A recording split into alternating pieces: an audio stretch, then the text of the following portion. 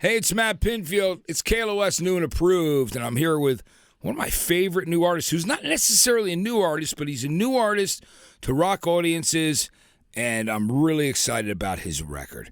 And this is Tim Montana. Tim, good to see you, man. Good to see you, man. Thank you for having me. You know, I got to tell you, I fell in love with your single, which has been rising up the charts. It's on our countdown, and it's rising as well. And so I've been championing, from my end, just being a champion of your record and you, just because I love there's just great honesty about that record. And then I found out all this great stuff about your background, which was absolutely fascinating to me as a music fan who likes a lot of different types of music. You know, I've always been, I've never been just stuck in one lane. But I love the fact that, let's talk about that. You got your first guitar when you were about 6 years old, right? Yes, sir. And you were in Montana. You were born there, and then you grew up. But you basically, at that period of time, where your house or trailer where you were, there wasn't a lot of electricity all the time, right? And you taught yourself how to play guitar in candlelight? Yeah. So about 6 years old, we moved off the grid in northern Montana, and I got a guitar, a little nylon string, and a lantern. And I learned to trim wicks and tune a guitar at about 6. And daytime was chores. Nighttime, that was it, man. I didn't watch TV, so my wife gets mad because people bring up, big pop culture TV shows, and I'll just look at them like, I don't know what you're talking about. There's a gap of about 15 years where I didn't watch television. And it was just music, and I learned by ear, and we just put on, I had this old CD player. I'd get size D batteries if I did my chores. My mom would bring the batteries home, but we had a pawn shop antique store, so she'd bring in CDs that wouldn't sell. And she was a very religious woman, and she brought me Tool Undertow one day. And was like, here's this album. I don't know what it is. And she knew what the content of that record. Right. She knew there was a song called Prison Sex, right? She brought me the most hardcore rock metal records on accident that just influenced me at such a young age. So yeah, that's amazing. And you listen to everything, right? Because tell me about that with your mom and dad and family back in that period of time. Were they into country music as well? Did they like everything? What were they? Not really. Wasn't a ton of music. I remember, and my dad died when I was a kid, so I got a stepdad and was not a good person, so there's a lot of abuse that went on, unfortunately, but that led to some great songwriting later in life, telling that story and hoping to inspire some other kids that might be going through a rough spot, Yeah, and ones that have, and so they can know that they're not alone, and also people that are going through it now. Right. That's great. But I remember they went to see ZZ Top and Ted Nugent and came home and talked about that show with the Beards and this and that. So that's kind of that time. I was probably 10 or 11 when they came home and talked about they went to a concert. And they didn't go to a lot of concerts. But they were talking about ZZ and then Ted firing a bow on the stage. And I was very intrigued. So then I got into ZZ Top about that time as well. So yeah, and those early Ted Nugent records, which were great too. You know what I mean? And so, but I love that. And then it comes full circle with your relationship with Billy. But it's amazing you became a performer, songwriter, and there's the big story about this beard came to party, which is great. And somewhere in there as well is the David Letterman story. But tell me about that connecting with ZZ Top and Billy Gibbons, because he has nothing but great things to say about you, and that was a pretty incredible experience. Tell me about that. Yeah, that was 2013. I believe it was September 10th. I remember the day because my mom had cancer at the time. She was at MD Anderson in Texas.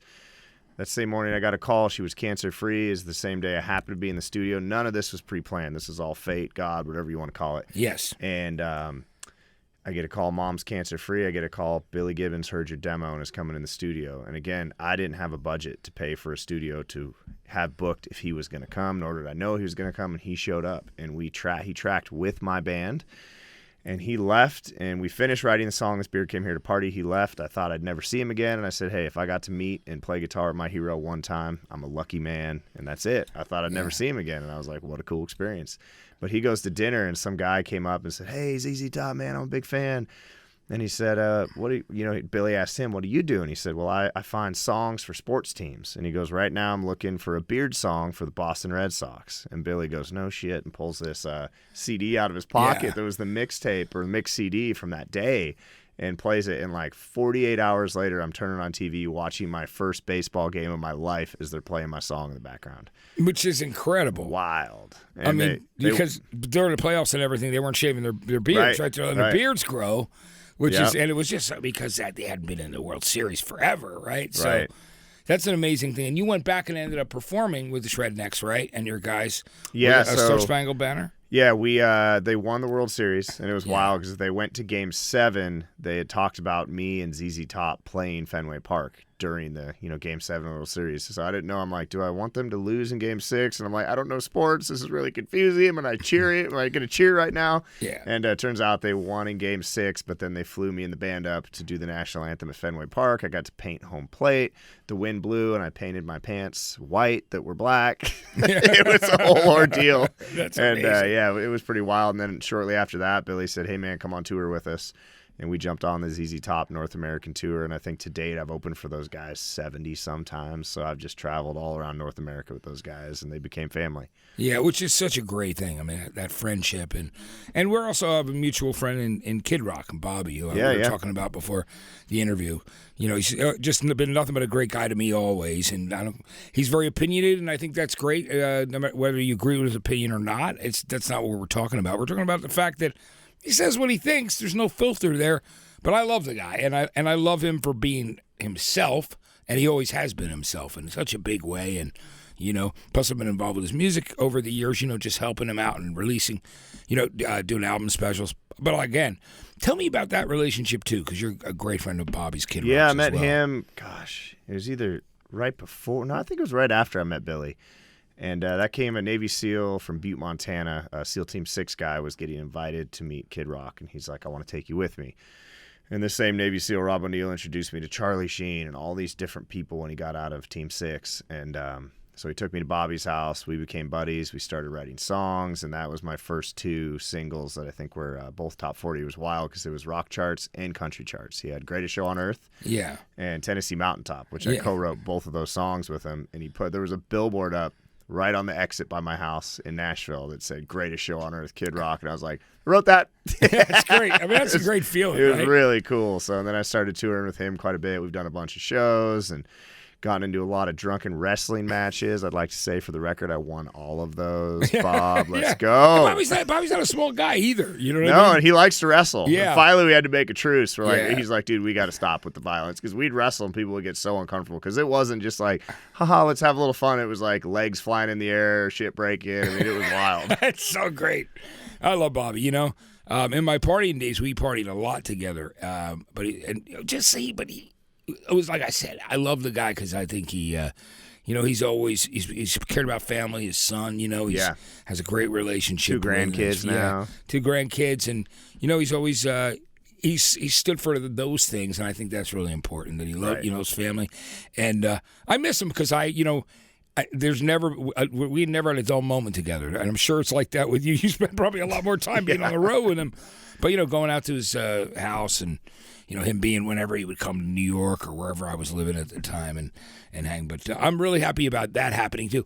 Now, speaking of which, you've been I love that you support the veterans. That's very important. Absolutely. To me, my father was fought in the Korean War, was a Marine, and a lot of my friends are in different, different military on every side, from Army, Air Force, Navy, and Marines. So I have so many friends who've either served or are still actually involved actively in the military. And so I just think that's really cool that you've done that as well. Tell me a bit about that, because that's one of the things you've gotten involved with.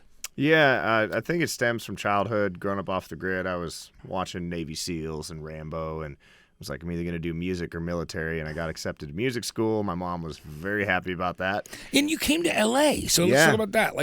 So it's amazing. What was that adjustment like when you came from? It was like releasing a caveman in a big city. I mean, my roommates, I'd never had a microwave until that point, and I lived on Sycamore Street right behind the Hollywood Boulevard there. Yeah. And it was first time experiencing a microwave, and I'd put spoons and forks in there. My roommates are like, dude, are you a caveman? And I was like, this electricity thing is wild. Yeah, that's amazing. That's but incredible. I got an electric guitar and just started cranking it up at GIT, and I was wild, man. I partied hard here because and a lot of my childhood I didn't get to be a kid. Yeah. So now I'm just a big bearded kid now. But Hollywood, going from rural, remote Elk Park, Montana to right downtown Hollywood, California was a wild experience. Yeah, that's incredible. So, and then you, like I said, so you released quite a few records, which is great. You have songs like, things like Mostly Stoned, Hillbilly Rich. Talk to me about that too, because the people that got involved with that, Yeah, my Navy SEAL buddy Rob was in that, and another military guy that was a Green Beret vet, who's been very successful, offered me his yachts and helicopters and Rolls Royces, and we found a bunch of brands to help pay for that video, and that's where I realized like this brand thing I was pretty good at, making content for companies. And so they put up the money, and I didn't know what I was doing. We just made this video, and bam, that like moved the needle for us, and that video did really well for an independent. And then Mostly Stone came around. I met Charlie Sheen. Yeah. And Charlie Sheen wrote it and directed it, and that thing ultimately led to me signing my first major record contract. So when that video came out, because I just kept making these wild videos. I really love visuals. I love movies and music videos and just wild things. And Charlie brought the exact Olds Cutlass 442 from the movie Navy SEALs, because I told him, I said, man, when the generator would start in my trailer house, when I'd have electricity, I'd be able to watch a movie. It was like my treat on Sundays, and I'd religiously watch Navy SEALs and Rambo. Yeah. And so he heard that story and had the car hauled all the way from Los Angeles, and he made M Stoned license plates for me that said Montana. That's great. And I surprised him. Me and Eddie Braun, his stuntman, crashed the car and almost rolled it over on top of ourselves in the video. In the outtakes. Incredible. We almost died making the video, and I was like, okay, that was aggressive. And then it came out, and it ended up getting millions of views. And you're doing your own stunts, which is great, right? Yeah, several times. Yeah. Whether intentional or accidental. That's we amazing. did them. That is so cool. I mean, I love that. So now, after spending that time in Los Angeles, you lived in Nashville for, about 10 or 12 years? How long? 17 years. 17 years, yeah. And then you've got 4 kids now, and you're married, which is great. Yeah. And you made your way back to Montana, which is cool. I mean, you live up there, and tell me, is it nice being back there and having your kids have that wide open space? It is cool. My mom's getting older, and we didn't really have a family support group in Nashville, and I've always I love Nashville, but I felt like an alien there, over the years. I'm like, I'm not quite your country guy. I like to headbang and go wild, and so, being accepted in stations like this is just feels so natural to me. But yeah, we finally decided to move to Montana. We found a 1896 Cowboy Bar restaurant. Me and Billy Gibbons and a couple other buddies got in and bought it. It's a music venue. It's the Old West. It's really cool. Is that where you guys were watching the Power Hour show? Yeah. Because it was cool. The video that you posted was great when you were on there. Yeah, all the elk antlers on the ceiling. That's from the pet elk they had out back. Yeah. It would shed its antlers every year, and all the locals would get together and nail them to the ceiling of the bar. And like I said, dude, it opened in 1896. Like, how cool is that? That's amazing. And it's 8 acres, and we live in a town of 34 people. But the sense of community, and when I go home, everyone's just like, that whole state's rooting for me. There's not a lot of musicians from there, so everywhere I go around the state, they're just like, get it, Tim, get it. This is for all the poor kids in the trailers, man. You're representing the whole state. So it's a really so cool, really cool sense of community. So yeah, and so I want to go back to your love for rock and roll too, because obviously you worked in country, but one of the first things when I called you after I heard the single, literally, which that flipped me out. And I was fanboying out hardcore. I was like, I love this. I'm giving this guy a call. Because I told my friend, I went, this is my favorite new song. I'm giving him a call because I immediately fell in love with it. And it really holds up, and it just there was something really special about it, and still is. I love the fact that everybody agrees with me because I see it just moving up and people getting turned on to you, and it's awesome that you're finding that rock audience now. Yeah, because it's in your heart too. But tell me about, so Tool was one of the bands you mentioned. What were some of the other rock things that you were exposed to? Because again, when you grow up with a religious mother or parents, sometimes they don't want you to listen to certain music, or they don't necessarily know. Plus, your access. In some ways, I think that's cool because some of that isolation made you kind of work with your own imagination and the music that you have. But talk to me about those records. What were some of those the bands? most hardcore thing I was into, like over the top, was Nirvana. I discovered them 12 or 13 years old, and my stepdad wouldn't allow me to wear rock and roll shirts to school, so my mom would we were pretty poor. My mom would sew these Nirvana patches on a hoodie that we hid in the truck because I'd wear Carhartt pants and work boots, and I looked like such a nerd in high school because I'd come into school on the rural bus, which was a short bus. So I got made fun of all the time about that, but I'd get off and I'd put on my Nirvana homemade sweatshirt from my mom with every patch on it and just studied those guys. And I remember my 8th grade, it was like a pep rally. I got up and I played Smells Like Teen Spirit and Sweet Home Alabama. And so I put a band together at a very young age. But it's really great because it shows the scope of what you are, what you do with Southern rock, too. It's just great, you know? Yeah, but those rock records, man. I remember the earliest one I found was Guns N' Roses. There was a tape under my mom's bed, and on one side it was Mr. Brownstone, the other side Welcome to the Jungle. And I remember when I was playing that, I was like, holy crap, like I want to do this when I grow up. So.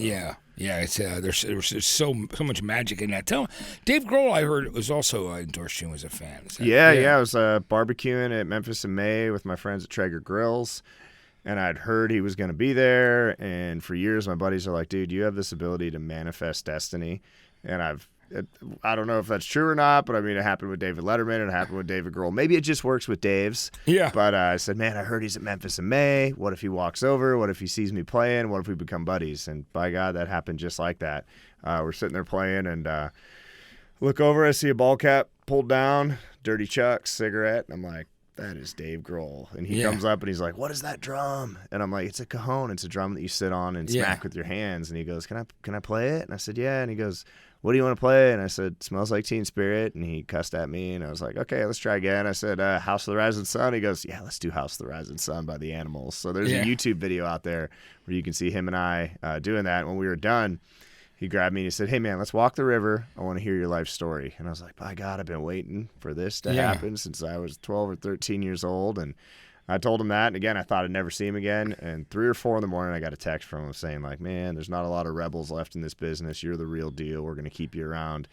And then he started flying me out to shows. I haven't got to open for him yet, but I've got to, be on the jet with the guys who went to Sonic Temple with the band. And he would just kidnap me and be like, hey, come to Ohio tomorrow. Were you with him this year? Mm-mm. Okay, this was before COVID. Oh, okay, yeah. Because he dedicated it was my birthday this year, so he played My Hero for me on stage and did a thing, which was awesome. Big. He's such a great guy. Isn't he the best guy in the world? He's the nicest guy. He really is. But I love that friendship that you guys have. Yeah, he's a barbecue nut. And then I came out here and cooked with him for the Love Ride at the Harley dealership here in Santa Clarita, and we had a great time there. And he's just become a really good friend and supporter. So I love that guy. Yeah, it's amazing. I just, but you do manifest. You got this incredible thing as far as I'm concerned, because people really want to be around you. Look, and it's not just Dave's, because there's Dave Letterman, but there's Bobby's, there's Billy's, everybody. You know what I mean? There's Charlie's. Charlie Sheen, exactly.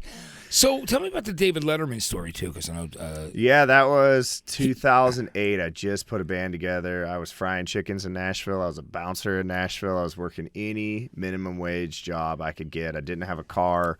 I'd have to bum rides, and I put a band together. And I put a Tim Montana World Tour poster together, and everyone laughed because it said Choteau, Montana, Livingston, Montana, and Butte, Montana. And they're like, buddy, that's not the world. And I'm like, well, to me it is. It's a big state. That's great. And I heard rumors that David Letterman had a ranch outside of Choteau. And I said to somebody in the band, what if he shows up? What if he likes me? And what if we end up playing the Ed Sullivan Theater? And again, by God, here he comes up, brings a wad of cash. My daughter at the time was just a baby in diapers. And he starts chatting with my mom. And, of course, my mom's like, Timmy grew up without electricity. And he was like, what? And so we started talking to him about that. And I think he thought we were hippies saving the earth. I didn't tell him we were just poor people that didn't have power. Yeah. But he thought it was really cool. And he ended buying every shirt I had or just leaving a wad of cash. And he said, hope to see you again. I said, man, maybe someday I can play the Late Show. And he goes, man, I hope so. And, like, I think a month passed where I was like every day checking my phone, looking for a block number, New York number, who's calling. I know they're calling. It's going to happen. I was watching the Late Show every night, and then I wouldn't sleep. And my wife's like, hey, you are freaking out and obsessing about this. And finally, of all places, I'm in Guitar Center in Nashville, Tennessee, where every shredder is sitting there glaring at you, right? Like, watch this, watch this. I get a phone call in New York City. This is Cheryl Zellickson from The Late Show with David Letterman. And I'm like, no way. Middle fingers in the air, walking through Guitar Center like I'm going to New York, baby. That's great. And so he had me on the show. I became buddies with Paul Schaefer, went on to record with Paul Schaefer and Steve Cropper on his songs. I'm a huge Blues Brothers fan. Steve Cropper, man. You know, like that all the Stax Volt and all that. Oh, yeah. Memphis. Dude, that stuff's wild. That was one thing my brothers got me into when I was a kid, the Blues Brothers. And I've just been obsessed with that, too. So yeah, that's the stories are all really incredible. I mean, I love this history, and I love what you're doing now as well. So talk to me about, this single. I love this song so much, so it makes me really curious and excited about what you're going to do next. And so tell me a bit about that. I think we cracked the door open on this thing, and I've just started running down this, the window's open for me now. So I'm just like, all right, let's go, let's follow this, and let's do better, and let's go heavier. And so turned in a few songs to label, and everyone's like, man, you're really good at writing this. I'm like, this is what I grew up listening to. This is in my bones, man. This is my soul. This is what I love. So we've just been stacking songs that are, as good, if not better, than Devil You Know. And I'm just excited about it. Finally, I've always been kind of the country rock or rock, and this I've just been kind of bouncing all over the place trying to find a spot. I never really got accepted into a genre or a format or a radio format, and finally, like, you guys opened the door for me, and here I come. Yeah, and I think it's amazing. Talk to me about some of the guys you've written the song with, Devil You Know. There's Eric, and there's Eric Dillon. Yeah, Eric Dillon, Mike Fiorentino, Rob Schneider. Yeah, talk to me about those guys. Yeah, they're just dudes I've written with over the years, and everything we'd write. I wrote, Mike produced mostly Stoned. Eric's written a bunch of stuff, and we were always going really heavy. And we decided, we were always kind of toeing that country hard rock line. And we're like, dude, let's just go 2 feet into this one and just go hard rock with the chords, with the lyrics, with everything. And we did. And at first we're just like, oh, I wonder what this is going to be. You write 100 songs a year, you might have 10 good ones, is what a wise songwriter told me once. He's like, you want to get good, write 100 songs, you might have 10 that work. Yeah. And, but I went to the studio that night to write another song with my record producer, Michael Wilshire. And as you might know, a lot of times these producers, they don't love a song if they didn't write it. It's just a thing, right? Yeah. And I started playing it, and he goes, what's that? And I said, it's called Devil You Know. We wrote it this afternoon. And he just shuts everything off and opens a new session and puts a mic on me. And what we recorded that day is what's on the record. Was like the same day I wrote it, that same emotion, that acoustic guitar, then I did the electric guitar part, then this weird storm rolled in, and I said, dude, let's record the storm, which people don't do weird stuff like that in Nashville. It's pretty It's cool to hear that at the beginning of the song. It's just the whole vibe of it. Yeah, because the storm was so loud, we kind of had to like, well, we can't track vocals right now. What are we going to do? And I'm like, let's record it. It's so weird because like birds were chirping and the sky was turning black. It looked like the world was ending, and I'm like, this is a good sign. Yeah. So we put all that in there, and it just turned out to be what it is, and I love it because it's, the day I wrote it, those parts are on the master. So yeah, it's incredible, man, how great that is, and I can't wait to hear more of the stuff. So what? I know you just played at Louder Than Life, and no, I was just there, you were just visiting, shaking hands, staring at you. I was like, that's Matt Pinfield. That's cool, man. It's so funny because I gotta give some love to my friend Renee Mata, who told me. Renee. Renee's like, dude, you got to check out this guy, Tim Montana. I think you're really going to like him. And I put the song on, I went, oh, I love this. I go, yeah, this is right up my alley. This is exactly what I'm looking for. Because that's what I want. I want songs that are got heart and soul. And I grew up loving all that same kind of music, too, as well. Mm-hmm. And it's so, I love the fact that you did a band that did, Nirvana and Skynyrd at the same time. Or another great American band, right? Yeah. So, but it's, for me, I think there's a lot of opportunity for you there. And we got to definitely let the Foos know. And Dave, I know you're probably like same kind of guy. You never asked necessarily, or maybe, but I'd love to see you end up opening for the Foos on one of these dates that are coming up. Would be incredible. Dave, can I open for the Foos on one of these dates coming up? Pretty please. Absolutely. I promise I'll behave. Yeah, it'd be so awesome. But we can barbecue. I promise. So, do you have some dates set up? Are you going to start playing some shows? We're going to announce some big tour dates coming up. We got some big festivals next year. We're kind of just letting the song go a little bit. And I'm spending a bunch of family time because I know next year I'm going to be 24/7 traveling. So I got 4 youngsters, so I'm getting them set up. Yeah, what you said the ages are like, what are they between? Yeah, 2, 7, 12, and 15. That's so 2 boys, 2 girls, and they're great kids. And my daughter's getting into music, and she's just the other night got up and did a song at the bar, and I was so proud of her. She out-sings me already. I'm like, ugh.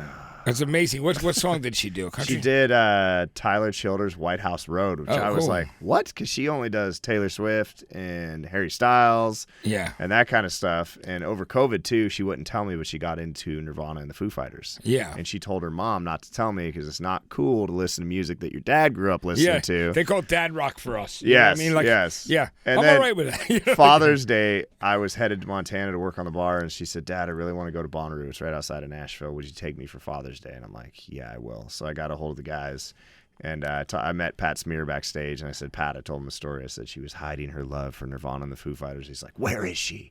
Yeah. And he jumps up and just corners her, and I didn't get a photo because I was just taking it in.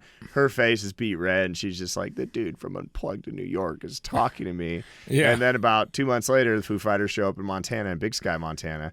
And then she got some time with Dave, and everybody's like, did you tell Dave about your single? I'm like, nope. I let my daughter have the floor, and him and her just talked music, and my heart was full. Yeah, that's amazing. And she went home. Here's the wild part. She went home to the single-wide trailer house that I grew up in that little tiny back bedroom still has a hit parader, Kurt Cobain. Every year in April, they'd put it out, and I always had to have it, and I'd put the posters all over the wall. Yeah. It's still in there, and I heard music coming out of there. And I went back in the room where I learned to play Everlong at 15 years old, probably 16, and she learned to play Everlong in the same room of the same trailer, except that spoiled brat got to meet Dave Grohl first. Yeah.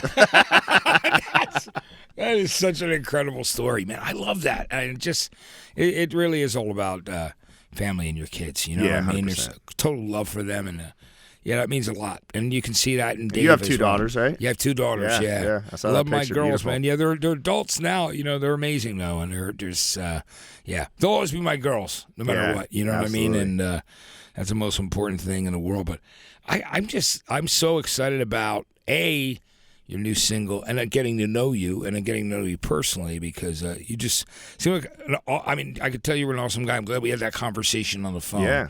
And I called you that night, and this whole thing is just really exciting, and I'm pumped about everything that's next. Do you this single's gonna be out for a while, so we're gonna be focusing on the new single because it's so great. Thank you. It's got a long life ahead of it. But I'm looking forward to the next stuff too. And when you come down to L.A., we'll have to have you in the studio again and do some more stuff. But man, be my honor. Thank you. Yeah, I'd love to have you in, but I want to just tell you how much I appreciate it. And the Shrednecks is a great name for a band, the band that you had back then, too. Billy loves that. We still call them the Shrednecks. It was a little long on albums, so we went to just Tim Montana, but there's still I like Shrednecks. it's just Tim Montana, but it's so cool that the Shrednecks are right. guys. I just love it. It's such a classic. It's a great name, though. Yeah. It's really cool. I was glad that Billy had talked about it, you know? Yeah. It just timing was good all the way around for that. Yeah. But thank you for coming in, Tim, and doing this with us. And I'm so excited for you. Man, there's nothing that would make me happier than see you have a number one rock song. Yeah, man. That's what I want. You know what I mean? I'm trying to manifest that. Yeah, let's manifest that destiny. What do you want for Christmas? Number one rock song for Tim. That'd be amazing. That'd be incredible. It's that good, though. And again, I love having you here, Tim. So thanks so much for coming in and being a part of this. And we'll be behind you all the way. Man, thank you so much. My honor to be here. Thank you. I appreciate it. It's Tim Montana, everybody. It's KLOS New and Approved. I'm Matt Pinfield. Thank you so much for listening and watching.